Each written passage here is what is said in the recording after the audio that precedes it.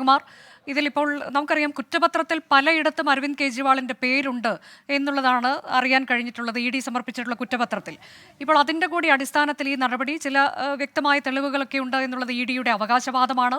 ഇതിനോടകം തന്നെ പരിശോധനകൾ റെയ്ഡൊക്കെ നടത്തുകയും ചെയ്തിട്ടുണ്ട്.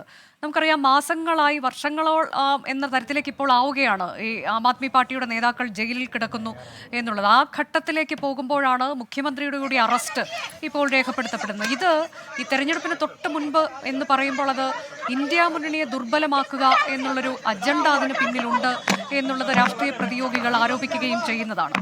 ഇതിനെ ഏത് തരത്തിലേക്ക് നേരിടും ഇന്ത്യ സഖ്യം? അല്ലെങ്കിൽ നേരത്തെ വിജയകുമാർ സൂചിപ്പിച്ചിട്ടുള്ള കോൺഗ്രസിന് ആ സമയത്ത് പ്രതിഷേധമുണ്ടായിരുന്നു, പക്ഷേ ഇനിയിപ്പോൾ ആ തരത്തിലേക്ക് ഒരു പ്രതിഷേധം ഒരു തരത്തിലും ഉയർത്തില്ല എന്നുള്ളതും വ്യക്തമാണ്.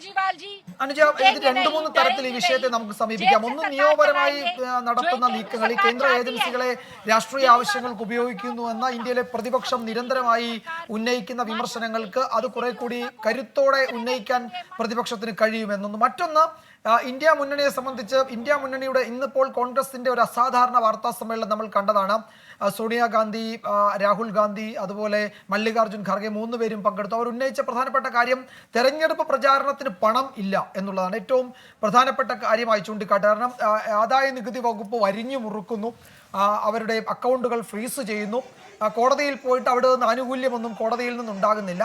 അങ്ങനെ നിയമയുദ്ധം നടത്തിയാൽ ഒരുപക്ഷെ കുറേ സമയം നീണ്ട നിയമയുദ്ധം നടത്താം, ആവശ്യത്തിന് ഈ പണം ഉപകരിക്കില്ല. അവരുടെ കൈവശമുള്ള പണം പ്രചാരണ രംഗത്തേക്ക് ഇറക്കാൻ കഴിയാത്ത, സ്ഥാനാർത്ഥികൾക്ക് പണം കൊടുക്കാൻ കഴിയാത്ത അവസ്ഥയുണ്ട്. കോൺഗ്രസ് ഭരിക്കുന്ന സംസ്ഥാനങ്ങളുടെ എണ്ണം കുറവാണ്. കർണാടക, ഹിമാചൽ തുടങ്ങിയ സംസ്ഥാനങ്ങളിൽ നിന്ന് വേണം ഈ പണം കണ്ടെത്താൻ.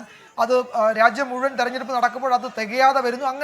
അങ്ങനെ കോൺഗ്രസിന് ഒരു വലിയ പ്രതിസന്ധി ഉണ്ട്. ഒപ്പം ആം ആദ്മി പാർട്ടിയുടെ ഏറ്റവും പ്രധാനപ്പെട്ട നേതാവ്, നേരത്തെ അത് ബൽറാം ചൂണ്ടിക്കാട്ടിയതുപോലെ ഒരു ഏക നേതാവിനെ കേന്ദ്രീകരിച്ച് രൂപപ്പെട്ട് വളർന്ന് മുന്നോട്ട് പോകുന്ന ഒരു പാർട്ടിയാണ്. അരവിന്ദ് കെജ്രിവാൾ അല്ലാതെ ആ പാർട്ടിയെ മറ്റൊരു നേതാവിനെ നമുക്കറിയില്ല. ഇപ്പം മനീഷ് സിസോദിയ ഒരു അഡ്മിനിസ്ട്രേറ്റർ എന്ന നിലയിൽ നമ്മൾ കണ്ടിട്ടുണ്ട്. പക്ഷേ സിസോദിയ ജയിലിലാണ്. ആരോഗ്യമന്ത്രി സത്യേന്ദ്ര ജെയിനും ജയിലിൽ തന്നെയാണെന്നാണ് എനിക്ക് തോന്നുന്നത്. അങ്ങനെ ഈ മന്ത്രിസഭയിലെ തന്നെ 2 പേർ ഇതിനോടകം റിമാൻഡിലാണ്. മുഖ്യമന്ത്രി കൂടി അവിടേക്ക് റിമാൻഡിലേക്ക് പോകുന്നു. അങ്ങനെ ഒരവസ്ഥ, സത്യത്തിൽ ആ സംവിധാനം ദുർബലമാകുന്നു, ആ പാർട്ടി ദുർബലമാകാൻ കാരണമാകുന്നതാണ് ഈ അറസ്റ്റ് എന്നതിൽ തർക്കമൊന്നുമില്ല. പക്ഷേ ഈ അതിഷി മർലേനെ പോലെ, സോമനാഥ് ഭാരതിയെ പോലെയൊക്കെയുള്ള നേതാക്കൾ അതിന് പുറത്തുണ്ട്. അവർക്ക് ഇതിനെ മുന്നോട്ട് കൊണ്ടുപോകാൻ, തെരഞ്ഞെടുപ്പ് കാലത്ത് കൊണ്ടുപോകാൻ കഴിയുമോ എന്ന ചോദ്യമുണ്ട്. മറ്റൊന്ന്, ഈ അരവിന്ദ് കെജ്രിവാൾ എന്ന നേതാവിൻ്റെ ഒരു പ്രത്യേകത, ഈ മിഡിൽ ക്ലാസിൻ്റെ ഒരു പോപ്പുലർ ലീഡറാണ് അരവിന്ദ് കെജ്രിവാൾ. ഈ ഡൽഹിയിലെ മിഡിൽ ക്ലാസ്സിന് ഏറ്റവും പ്രിയപ്പെട്ട നേതാവാണ്. ലോക്സഭാ തെരഞ്ഞെടുപ്പിൽ നരേന്ദ്രമോദിക്ക് വോട്ട് ചെയ്യുന്ന ഡൽഹി മിഡിൽ ക്ലാസ് അപ്പാടെ നിയമസഭാ തെരഞ്ഞെടുപ്പ് ആകുമ്പോഴേക്കും അത് കെജ്രിവാളിന് വോട്ട് ചെയ്യുന്നതാണ് ഡൽഹിയിലൊരു പാറ്റേൺ. മുഴുവൻ സീറ്റിലും BJP ജയിക്കുന്നു ലോക്സഭാ തെരഞ്ഞെടുപ്പിൽ.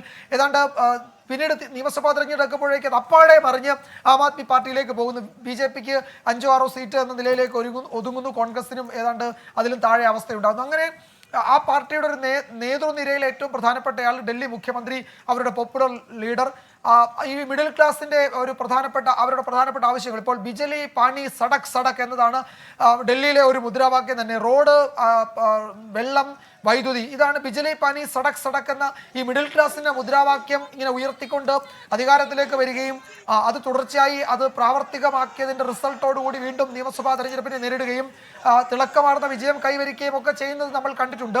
ഡൽഹിയിൽ നിന്ന് അവർ പഞ്ചാബിലേക്ക് അവരുടെ സംഘടനാശേഷി വർദ്ധിപ്പിച്ചു. എന്തുകൊണ്ട് 2 സംസ്ഥാനങ്ങളിൽ അവർക്ക് മുഖ്യമന്ത്രി ഉണ്ടാകുന്നു. BJP കഴിഞ്ഞാൽ ഒരുപക്ഷെ പ്രധാനപ്പെട്ട ഇന്ത്യയിലെ ഒരു പാർട്ടിയായി പെട്ടെന്ന് വളരുന്നു. കോൺഗ്രസിനും ഇല്ലാത്ത സംസ്ഥാനങ്ങളിൽ അവർക്ക് അധികാരത്തിലെത്താൻ കഴിയുന്നു. ഇപ്പോൾ ഗോവയിൽ അവർ സ്വാധീനം ഉറപ്പിക്കുന്നു. ഗുജറാത്തിൽ കോൺഗ്രസ് ആം ആദ്മി പാർട്ടിയുമായി ചേരാൻ ഈ ലോക്സഭാ തെരഞ്ഞെടുപ്പിൽ നിർബന്ധിതരാകുന്നു. അവർക്ക് സീറ്റ് ഷെയർ ചെയ്യുന്നു അങ്ങോട്ടും ഇങ്ങോട്ടും. അങ്ങനെ ഇതൊരു ഇന്ത്യയിലെ മിഡിൽ ക്ലാസിന്റെ പാർട്ടിയായി ഇങ്ങനെ വളർന്നു വരുന്നുണ്ട്. നേരത്തെ ആരോപണം ഉണ്ടായിരുന്നു, ഇത് കഴിഞ്ഞ UPA 2 അഡ്മിനിസ്ട്രേഷന്റെ സമയത്ത് ഡൽഹിയിൽ നടത്തിയ വലിയ അഴിമതി വിരുദ്ധ പോരാട്ടം, അണ്ണാ ഹസാരയുടെ ആ അഴിമതി വിരുദ്ധ പോരാട്ടത്തിൽ നിന്ന് ഊർജ്ജം ഉൾക്കൊണ്ടതാണ് അരവിന്ദ് കെജ്രിവാൾ എന്ന നേതാവ്. പക്ഷേ പിന്നീട് നമ്മൾ കാണുന്നത് അരവിന്ദ് കെജ്രിവാൾ അധികാരത്തിലേക്ക് എത്തുന്നു. അദ്ദേഹത്തിന്റെ വളർച്ചയ്ക്കൊപ്പം വലിയ അഴിമതി ആരോപണങ്ങൾ ഉയരുന്നു. രാഷ്ട്രീയമായി അവരെ ആക്രമിക്കാനുള്ളതാണെന്നൊക്കെ പറയുമ്പോഴും എന്തുകൊണ്ടാണ് ഈ കേസിൽപ്പെടുന്ന മന്ത്രിമാർക്ക് ജാമ്യം കിട്ടാത്തതെന്ന വലിയ ചോദ്യമുണ്ട്. കള്ളക്കേസാണെങ്കിൽ മനീഷ് സിസോദിയെ പോലെ ഒരു ഉപമുഖ്യമന്ത്രിക്ക് കോടതി ജാമ്യം കൊടുത്തില്ലല്ലോ എന്ന രാഷ്ട്രീയ ചോദ്യം തിരിച്ച് BJP ഉയർത്തുന്നുണ്ട്, അല്ലെങ്കിൽ ഈ ആം ആദ്മി പാർട്ടിയെ എതിർക്കുന്നവർ ഉയർത്തുന്നുണ്ട്. അങ്ങനെ ഒരു പ്രശ്നം കൂടി അവിടെ ഉണ്ട്. ആരോപണങ്ങൾ കുറച്ച് ഗൗരവമുള്ളതാണ്. ഡൽഹി മദ്യനയ അഴിമതി കേസ് എന്ന കേസ് കുറച്ച് സ്ട്രോങ് ആണ് എന്നത് ആ കേസിന്റെ നാൾ വഴിയും കുറ്റപത്രത്തിലെ വിവരങ്ങളും ഒക്കെ പരിശോധിക്കുമ്പോൾ നമുക്കറിയാം. അതിൽ സാമ്പത്തിക ഇടപാട് നടന്നിട്ടുണ്ട്, കരാറുകാരുടെ സ്വകാര്യ ലോബികളുടെ ഒക്കെ ഇടപെടൽ ഉണ്ടായിട്ടുണ്ട്, അവർക്ക് വേണ്ടി ചില വഴങ്ങിക്കൊടുക്കലുകളും ഒത്തുതീർപ്പുകളും ഉണ്ടായിട്ടുണ്ട് എന്നതാണ് CBIയുടെ കണ്ടെത്തൽ. അതുതന്നെയാണ് ED അവരുടെ ആരോപണത്തിലും ഉന്നയിക്കുന്നത്. അതിന്റെ അന്വേഷണമാണ് നടക്കുന്നത്. അപ്പോൾ ആ കേസ് അന്വേഷണം ഒരു ഭാഗത്ത് നടക്കുന്നതിനൊപ്പം രാഷ്ട്രീയമായി അതിനെ പ്രതിരോധിക്കാൻ അരവിന്ദ് കെജ്രിവാൾ നടത്തിയ നീക്കങ്ങൾ ഇപ്പോൾ ഡൽഹിയിൽ വലിയ സമരങ്ങൾ നടത്തുന്നു. ഇപ്പോൾ കേരളം ഡൽഹിയിൽ നടത്തിയ കേന്ദ്രവിരുദ്ധ സമരം എന്ന് കേരളം അല്ലെങ്കിൽ LDF സർക്കാർ പറയുന്നില്ലെങ്കിലും കേന്ദ്ര സർക്കാരിനെതിരെ നടത്തിയ സമരത്തിൽ അരവിന്ദ് കെജ്രിവാൾ ഒരു പ്രധാനപ്പെട്ട പ്ലെയർ ആയിരുന്നു. അവിടെ എത്തി അദ്ദേഹം പറഞ്ഞത് നാളെ ഞാനും വിജയൻ സാബും ഒക്കെ അറസ്റ്റിലായേക്കുമെന്ന് പറഞ്ഞത് എനിക്ക് തോന്നുന്നു അദ്ദേഹത്തിന്റെ കാര്യത്തിൽ അച്ചട്ടാവുകയും ചെയ്തു. എന്തായാലും വളരെ ക്രൂഷ്യലായ ഒരു ടൈമാണ്. രാജ്യത്ത് പൊതു തെരഞ്ഞെടുപ്പിന് അതിന്റെ വിജ്ഞാപനമൊക്കെ വന്ന സമയത്ത് ഡൽഹി മുഖ്യമന്ത്രി ഇന്ത്യ സഖ്യത്തിലെ പ്രധാനപ്പെട്ട നേതാവിനെ തന്നെ ED അറസ്റ്റ് ചെയ്യുന്നു എന്നത് വളരെ ഗൗരവമുള്ള പ്രശ്നമാണ്. അത് എങ്ങനെ തെരഞ്ഞെടുപ്പ് ഇലക്ഷൻ ഫണ്ടിൽ ചർച്ചയാകും, ബാധിക്കുമെന്നത് ഒരുപക്ഷെ ഒരു 48 മണിക്കൂർ കൂടി നമ്മൾ കാത്തിരിക്കണം. അതിന്റെ ഒരു ഇമ്പാക്ട് എന്താണ് എന്നറിയാനും തോന്നുന്നു. അതെ, ഇപ്പോൾ EDയുടെ അടുത്ത നടപടി എന്ത് എന്നുള്ളതാണ്. അതിൽ ചില റിപ്പോർട്ടുകൾ ഇപ്പോൾ വരുന്നത് നാളെ ഒരുപക്ഷെ അദ്ദേഹത്തെ PMLA കോടതിയിൽ ഹാജരാക്കാനുള്ള സാധ്യതയുണ്ട് എന്നുള്ളത്.